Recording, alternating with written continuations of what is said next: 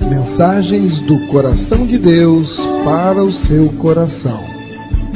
Momentos com Jesus.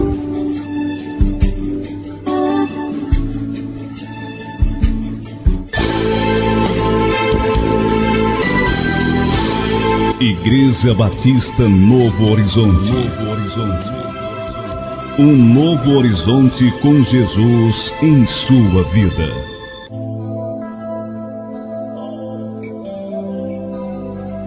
Porque a palavra de Deus é viva e eficaz, e mais cortante do que qualquer espada de dois gumes, e penetra até o ponto de dividir alma e espírito, juntas e medulas, e é apta para discernir os pensamentos e propósitos do coração. Vamos ouvir agora a mensagem da Bíblia.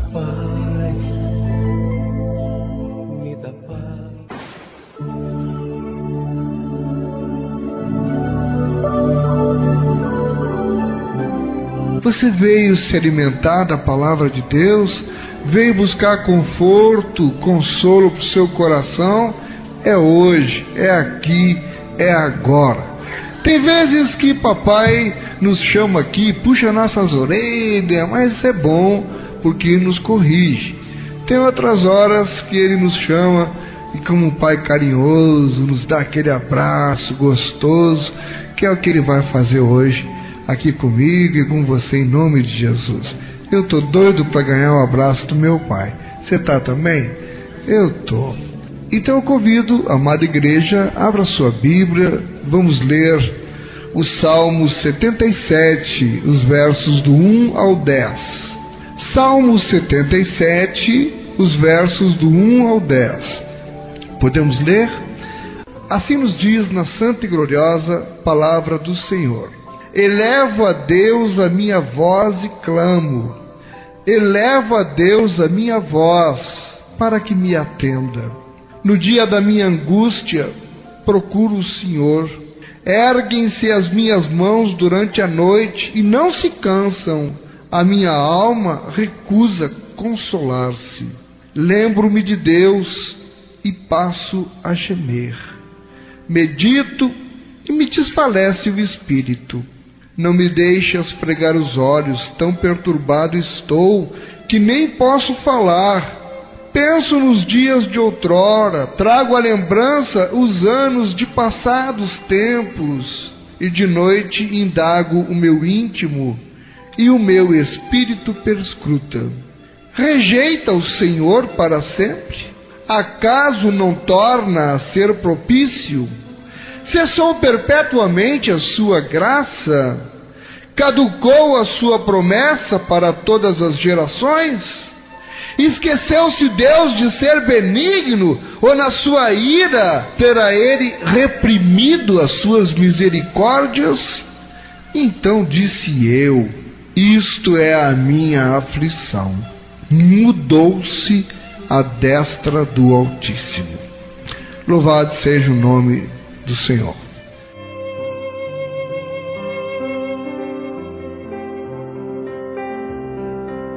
Pai, nós te oramos, nós te agradecemos por mais este culto, Senhor, por mais esta oportunidade de aqui estarmos para ministrar a tua palavra, Senhor.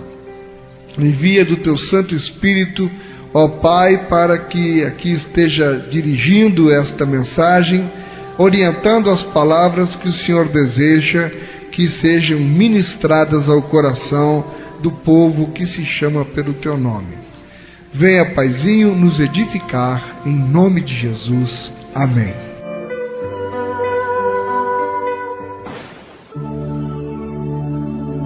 Onde Deus está? Onde é que Deus está? Onde é que Deus está?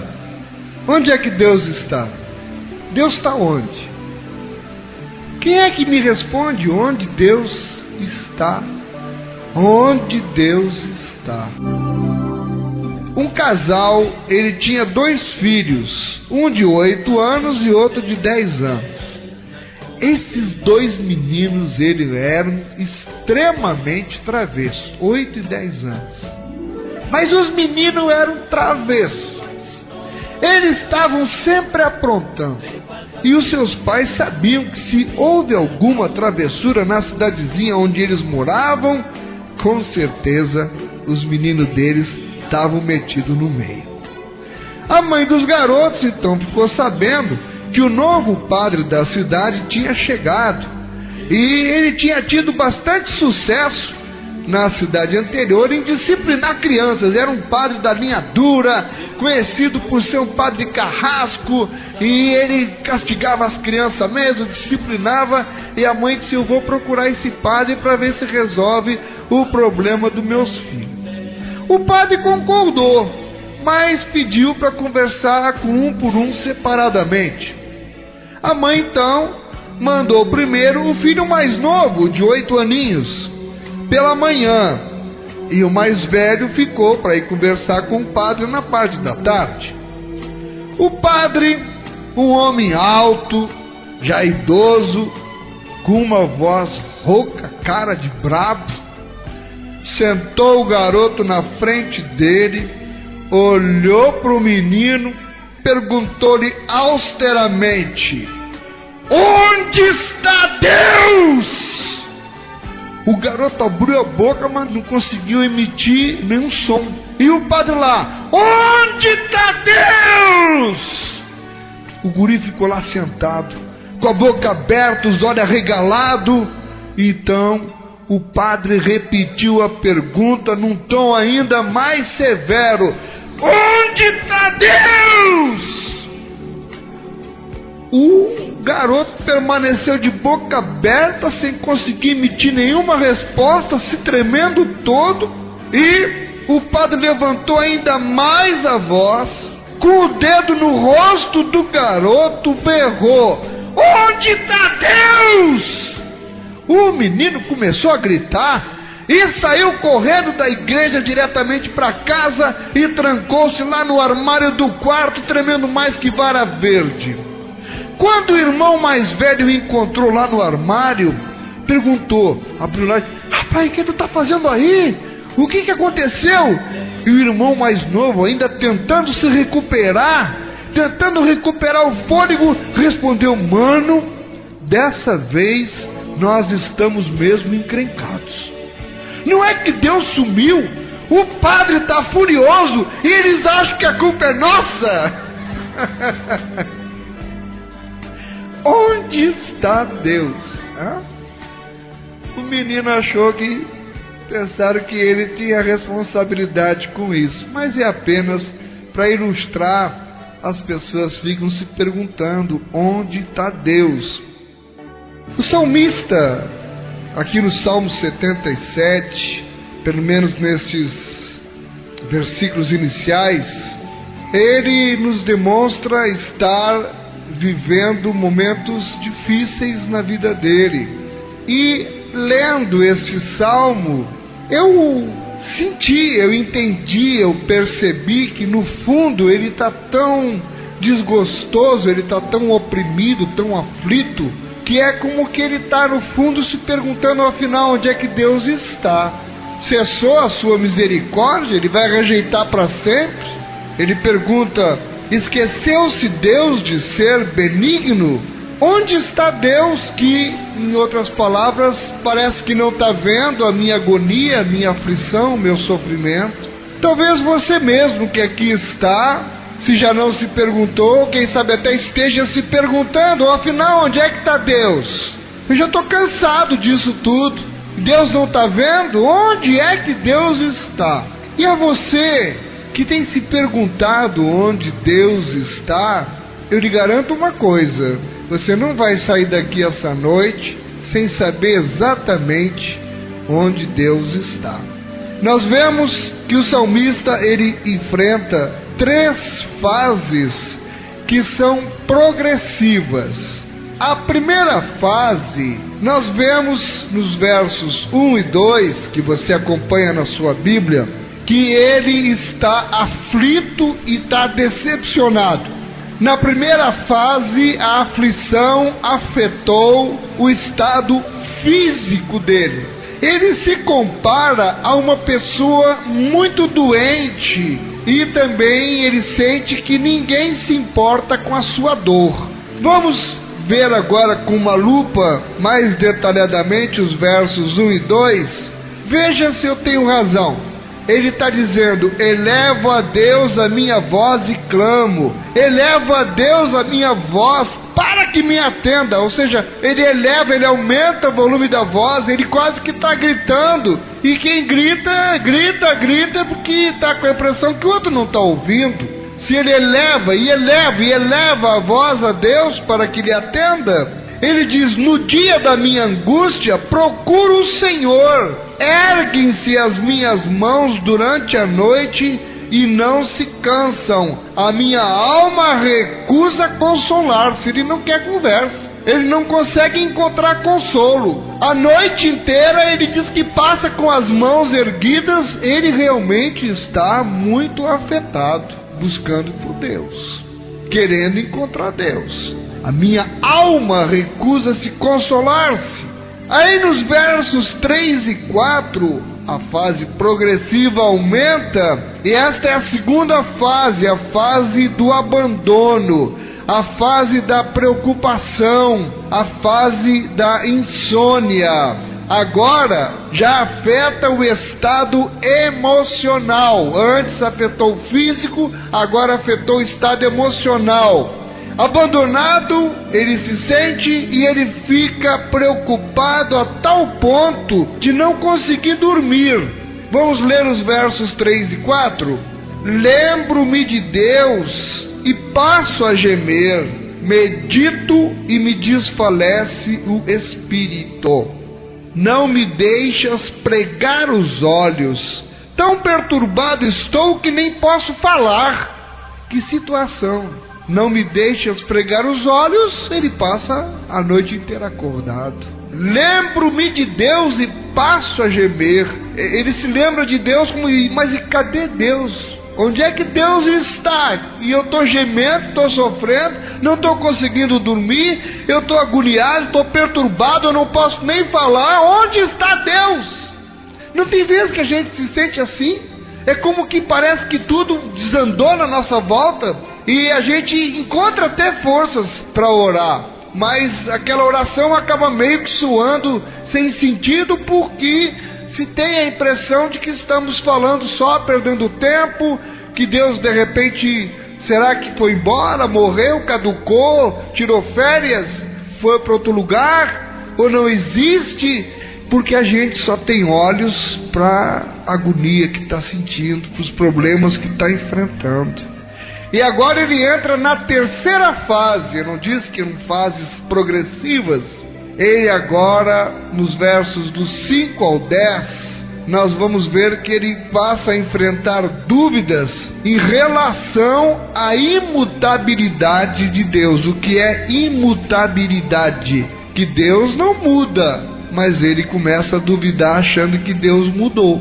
Agora afetou o espiritual. Agora complicou, porque antes era o físico, afetou o emocional e agora complicou mais porque afetou o lado espiritual dele.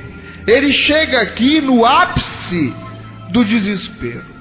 O desespero chega ao cúmulo de pensar de que Deus já não é o mesmo. Você já pensou isso alguma vez? De achar que Deus não é mais o mesmo? Deus mudou? Eu fico pensando, é preciso talvez que a pessoa esteja enfrentando uma situação muito aterradora para chegar a esse ponto de até acreditar que Deus mudou, que Deus não é mais o mesmo. Vamos meditar nos 5 ao 10 agora. Ele diz: penso nos dias de outrora, trago à lembrança os anos de passados tempos. Ou seja, ele começa a se lembrar de quanto ele era feliz antes, quando ele podia sentir Deus. E é interessante, quando está tudo bem, como a gente sente Deus. Mas quando aperta, a primeira tendência daqueles que não estão firmes na rocha é começar a questionar Deus, a duvidar Deus. E ele começa a trazer à memória os bons tempos. Trago à lembrança os anos de passados tempos. De noite indago o meu íntimo e o meu espírito perscruta. E aí ele fica agora se questionando, olha, no 7. Rejeita o Senhor para sempre? O que ele quer dizer com isso? Eu estou me sentindo rejeitado. Deus não está ouvindo mais a minha oração. Onde é que Deus está? E ele vai continuar me rejeitando para sempre? Ou seja, ele mudou? É um Deus que abandona? Acaso não torna a ser propício?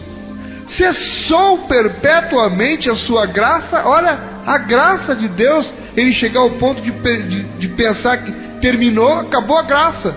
Se, irmão, se acabou a graça de Deus, acabou tudo, né? O que seria da gente se não fosse a graça, a misericórdia de Deus?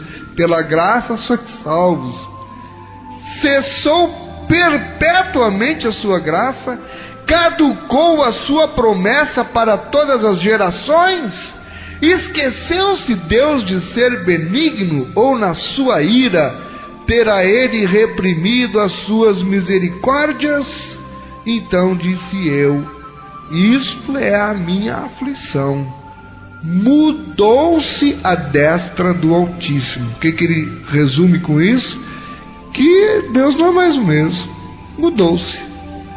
Aquilo que ele via em Deus, aqueles atributos que ele buscava em Deus nos momentos de desespero, ele já está tão desiludido que não encontra mais explicações que lhe acalmem o coração. E aí vem: onde Deus está? Será que Deus realmente, como ele pensou aqui, caducou, foi embora, desistiu? Vejam que eu quero acreditar que na vida do salmista, como na nossa vida, porque nada é para sempre, passamos, enfrentamos situações momentâneas.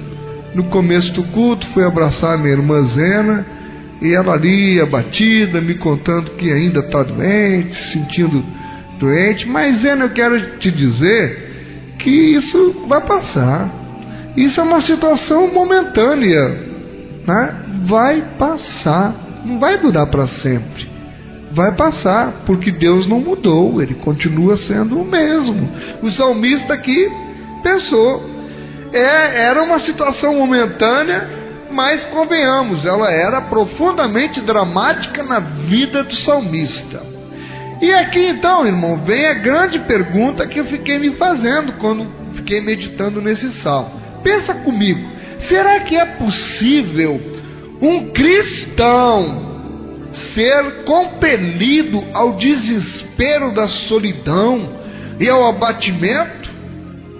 A impossibilidade, a imensidade, a futilidade e a apatia se somam para criar uma profunda sensação de impotência.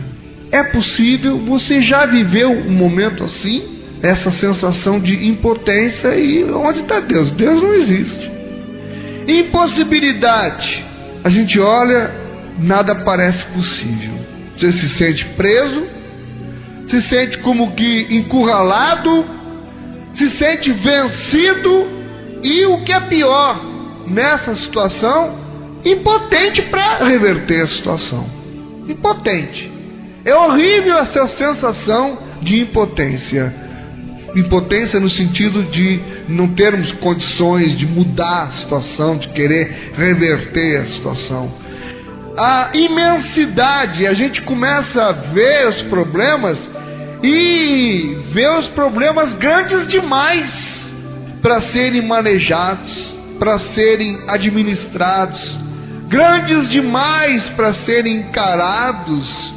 E aquela impotência da gente, a fragilidade, e a gente se sente tão pequeno e aquilo vai nos vencendo. E a futilidade, vem a pergunta: por que eu vou tentar se nada muda? Já aconteceu isso também com você? Pessoa que chega nessa fase aqui, ela já está a ponto de desistir.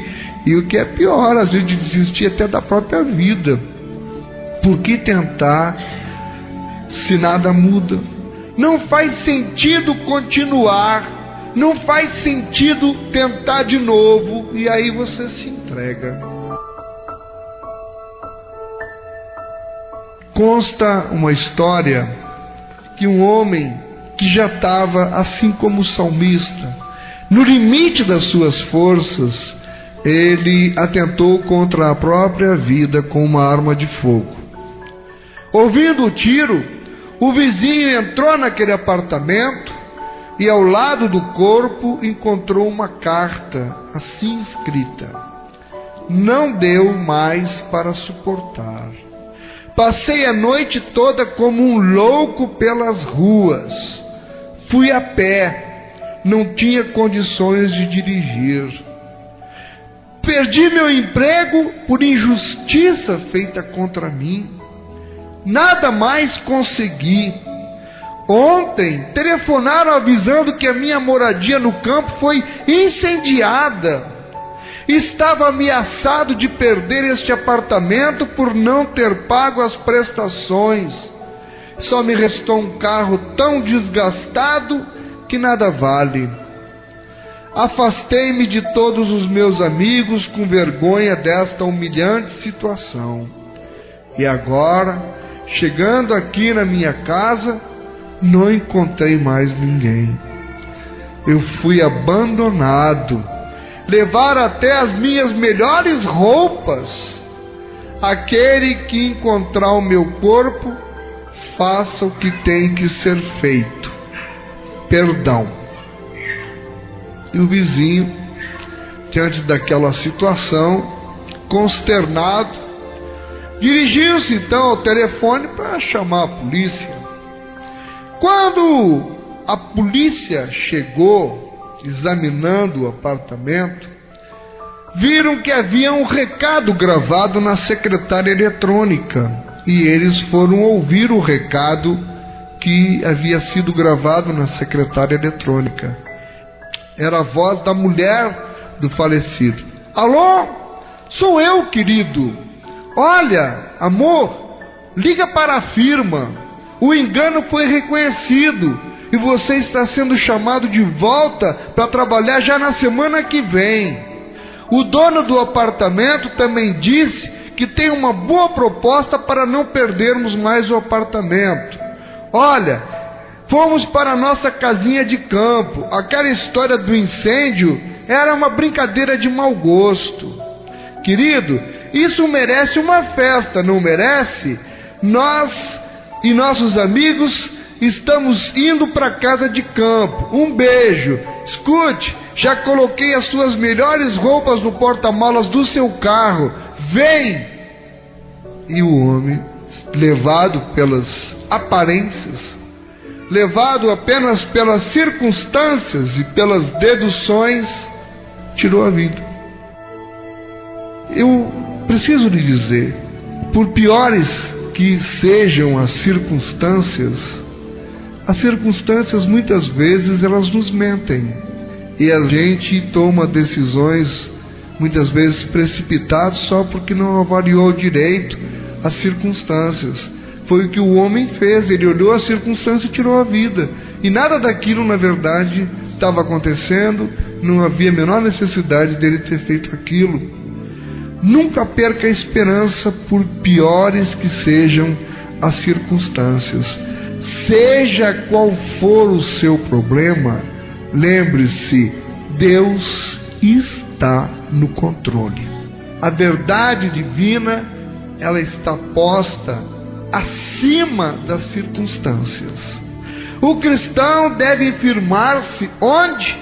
Na palavra de Deus, e não nos seus sentimentos, e não nas evidências, e não nas aparências. Onde é que o cristão deve se firmar? Na palavra de Deus.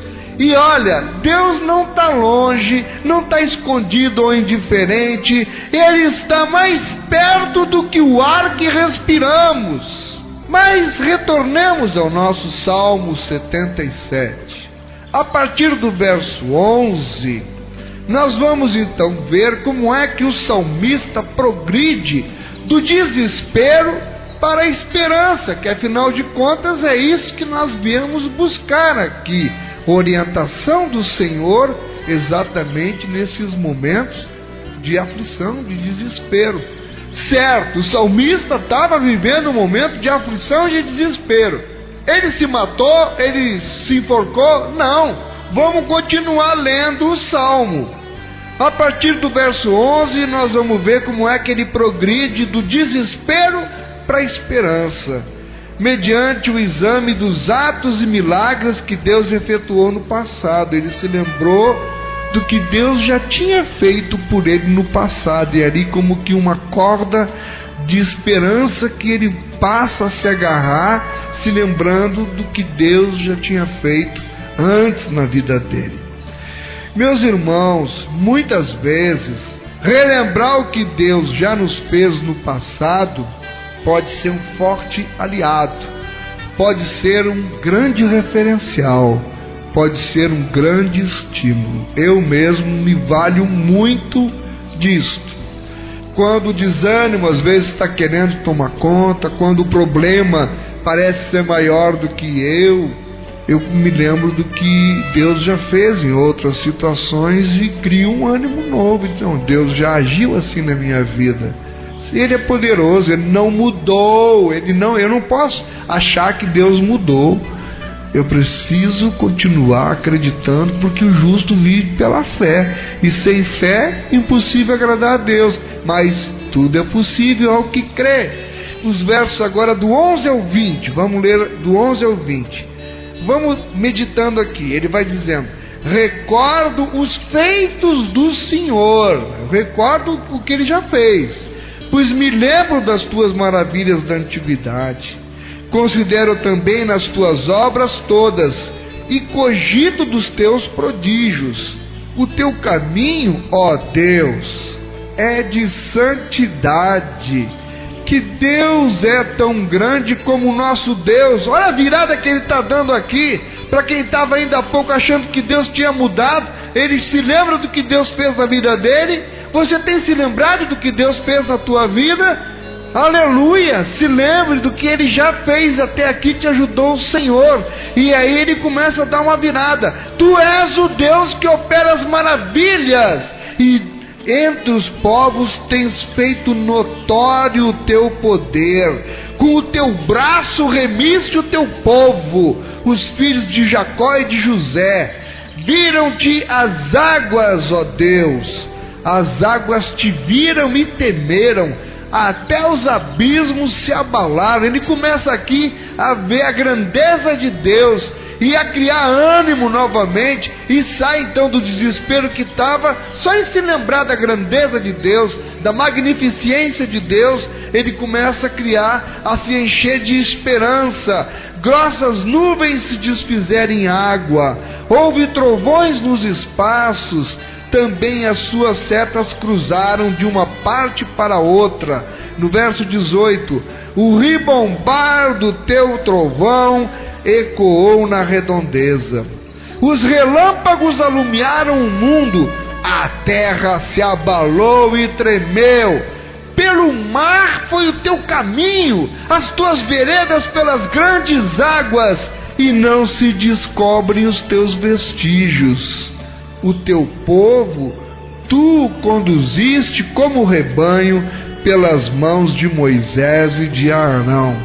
Que viravolta sensacional na vida dele. Que ensinamentos nós podemos e vamos extrair desta mensagem nesta noite. Deus, Ele está no controle. Olha, quando você achar, como o salmista estava achando, que está tudo acabado, que está tudo perdido, lembre-se desta mensagem desta noite.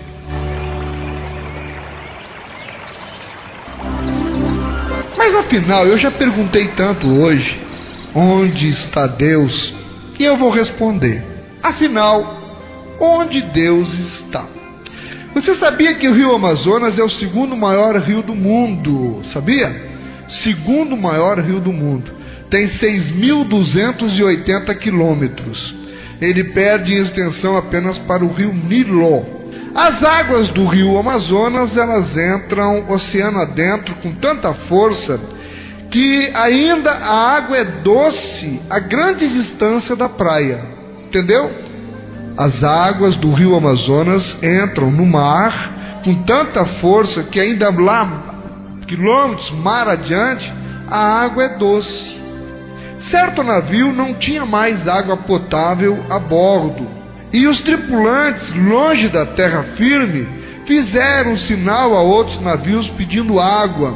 Demoraram muito tempo para acreditarem na resposta. Eles, no meio do mar, a resposta foi: deitem os baldes no oceano, porque a água aí é doce. Finalmente, eles acabaram experimentando e descobriram que realmente, embora no oceano, eles estavam cercados por água doce. Amados, deixa eu dizer algo bonito e lindo para você. Nós também estamos cercados por todos os lados por Deus. Ele nos cerca por todos os lados. Onde está Deus? Em todos os lados. Você quer mesmo saber onde Deus está? Vamos ver na Bíblia. Primeiro, Deus, ele está adiante de nós. Deuteronômio capítulo 1, verso 30, quem fez essa declaração foi Moisés. O Senhor vosso Deus, que vai adiante de vós, por vós pelejará conforme tudo o que fez convosco. Aleluia! Deus vai adiante de nós, pelejando por nós. Segundo, Deus está atrás de nós. Isaías 52:12, foi o profeta Isaías quem fez essa declaração: porque vós não saireis apressadamente, e nem ireis fugindo, porque o Senhor irá adiante de vós, e o Deus de Israel será a vossa retaguarda. Aleluia! Ele vai adiante e vai na minha retaguarda. Oh glória! Terceiro, Deus está sobre nós. Salmo 139, verso 5, quem declarou isto foi o rei Davi: porque tu me cercaste em volta e puseste sobre mim a tua mão. Aleluia! A mão de Deus está sobre nós. Ele vai adiante, ele está na retaguarda, a mão dele está sobre nós. Quarto, Deus está por baixo de nós. Deuteronômio 33, 37. Outra declaração de Moisés: o Deus eterno te seja por habitação, e por baixo de ti estejam os braços eternos. Oh, aleluia! Eu estou sobre os braços eternos. Ele está debaixo de nós, nos segurando nos seus braços. Aleluia! Quinto, Deus está ao nosso redor. O Salmo 125, verso 2, declaração do salmista, diz: como estão os montes à roda de Jerusalém, assim o Senhor está em volta do seu povo. Aleluia! Ele está em volta de nós.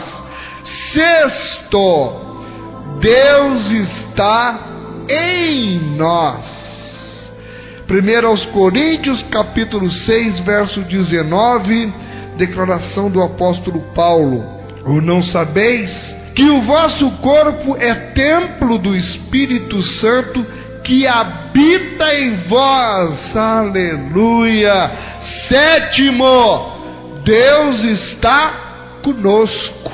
Salmo 46, verso 11, declaração do salmista: o Senhor dos exércitos está conosco. O Deus de Jacó é o nosso refúgio. Aleluia!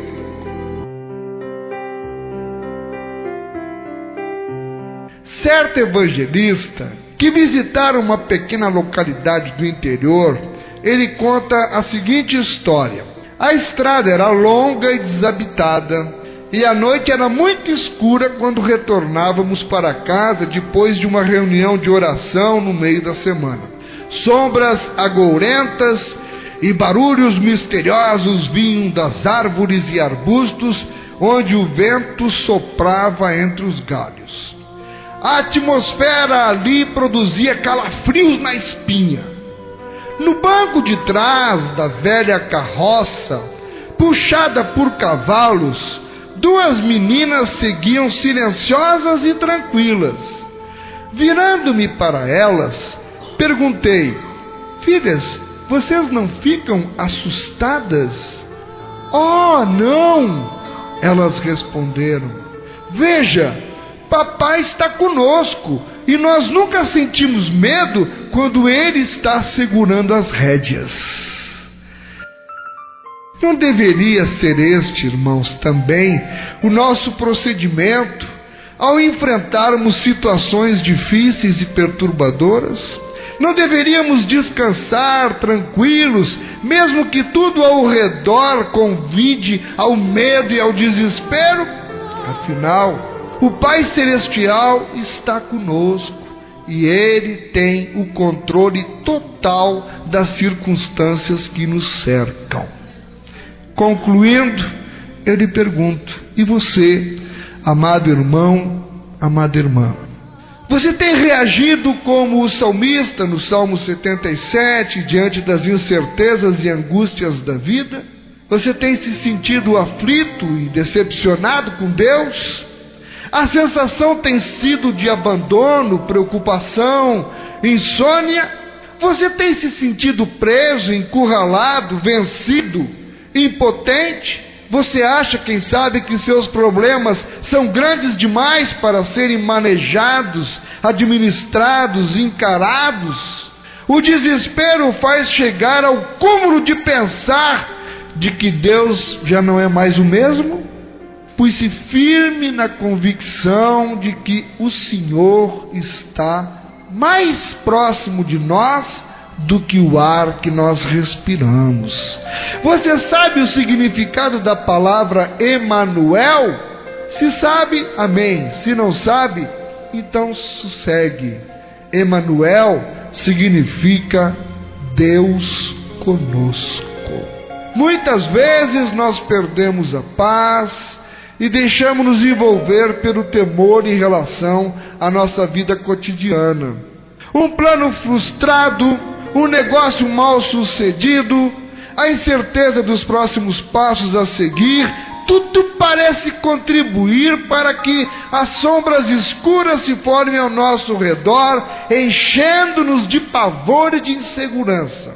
Mas, se nós agirmos como as meninas daquela velha carroça, confiantes, mesmo diante da aparência assustadora do mundo ao redor, nós atravessaremos todas as estradas escuras do caminho, firmes e inabaláveis, como se estivéssemos apreciando uma paisagem florida durante um belo dia de sol. O Salmo 56, os versos 10 e 11 diz: em Deus, cuja palavra eu louvo, no Senhor, cuja palavra eu louvo, neste Deus ponho a minha confiança e nada temerei.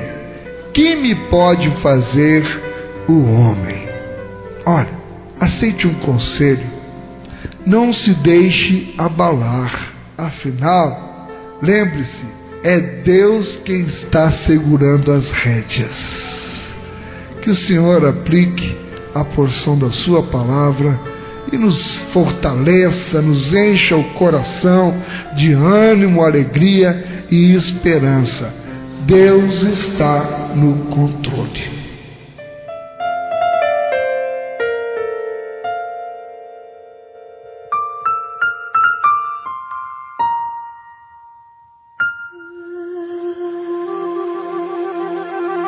Igreja Batista Novo Horizonte. Um novo horizonte com Jesus em sua vida.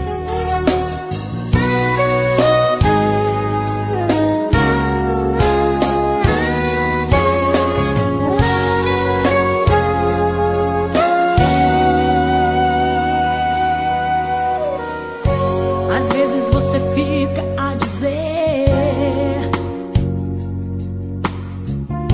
Meu Deus, até quando vou viver assim?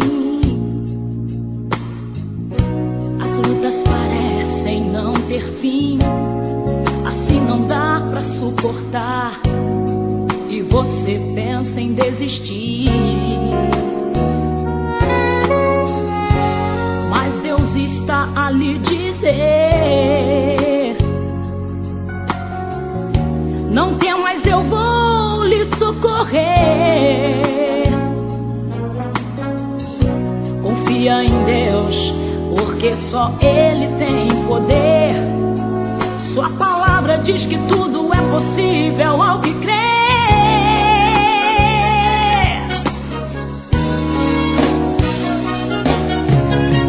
A tormenta da sua vida vai passar, esse vento forte não vai lhe derrubar. O inimigo vai tentar me fazer parar, mas Deus não vai deixar.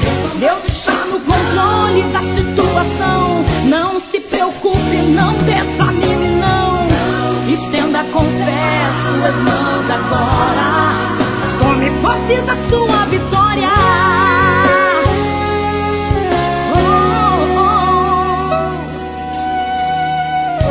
Não deixe em seu rosto transparecer tanta angústia e sofrer. Não, não. Cante um hino de louvor, se alegra no Senhor e na força do seu poder.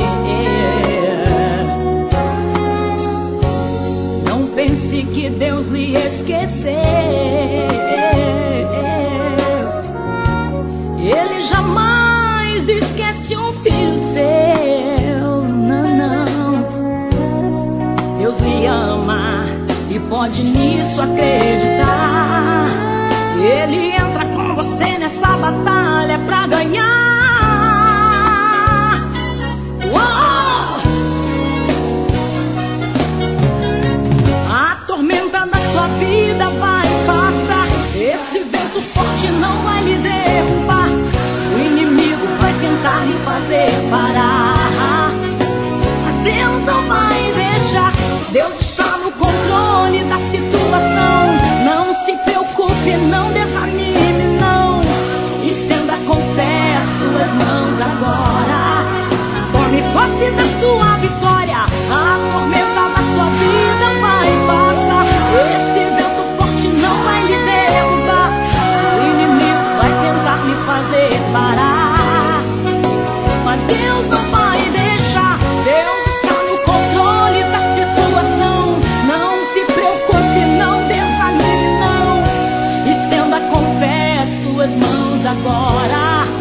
Tome posse da sua vitória.